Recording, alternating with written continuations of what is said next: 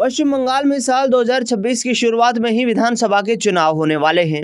इन चुनावों को लेकर भारतीय जनता पार्टी कमर कस चुकी है, तो दूसरी तरफ ममता बनर्जी भी अपने कैडर को मजबूत करने में लगातार जुटी हुई है। लगातार ममता बनर्जी कार्यकर्ताओं को संबोधित करती हुई नजर आ रही हैं, पूरे पश्चिम बंगाल के दौरे कर रही हैं और फिर से सरकार बनाने के दावे पेश कर रही है। लेकिन सबसे बड़ा सवाल यह है कि आखिरकार क्या ममता बनर्जी 2025 का विधानसभा चुनाव नंदीग्राम से ही लड़ने वाली है?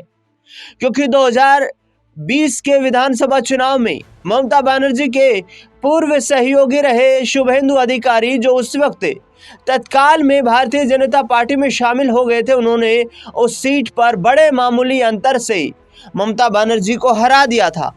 ऐसे में विधानसभा चुनाव की तैयारियां शुरू हो चुकी हैं।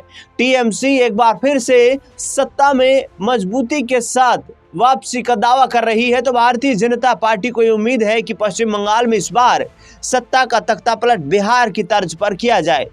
दरअसल बता दें आपको कि पश्चिम बंगाल में एसआईआर की प्रक्रिया भी जारी है, जिसको लेकर लगातार सियासी घमासान मचा हुआ है। घुसपैठियों के मुद्दे को लेकर पश्चिम बंगाल में ममता बनर्जी सरकार को लगातार बीजेपी टारगेट पर ले रही है, और ऐसे में बिहार की तर्ज पर क्या पश्चिम बंगाल में भी ऐसा कमाल कर पाएगी भारतीय जनता पार्टी, ये देखना बेहद दिलचस्प रहेगा।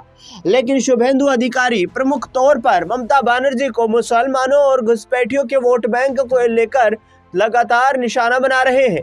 हाल ही में टीएमसी के बागी विधायक हुमायूं कबीर ने बाबरी मस्जिद की नींव रखकर विवाद को और भी ज्यादा हवा दे दी है।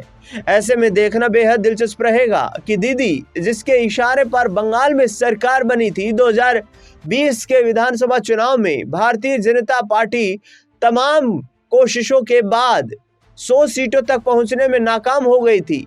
क्या आखिरकार उस ममता बनर्जी का एक बार फिर से जादू पश्चिम बंगाल में चल पाएगा, और क्या इस बार अपनी विधानसभा सीट नंदीग्राम से फिर से वो अपना भाग्य आजमाती हुई नजर आएंगी? ये देखना बेहद दिलचस्प रहेगा।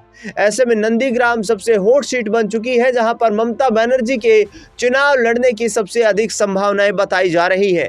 शुभेंदु अधिकारी उन्हें टक्कर देंगे या किसी और के यहाँ पर टिकट देकर ममता बनर्जी को चुनौती दी जाएगी बीजेपी की तरफ से, ये देखना बेहद दिलचस्प रहेगा। इस खास रिपोर्ट में फिलहाल इतना ही।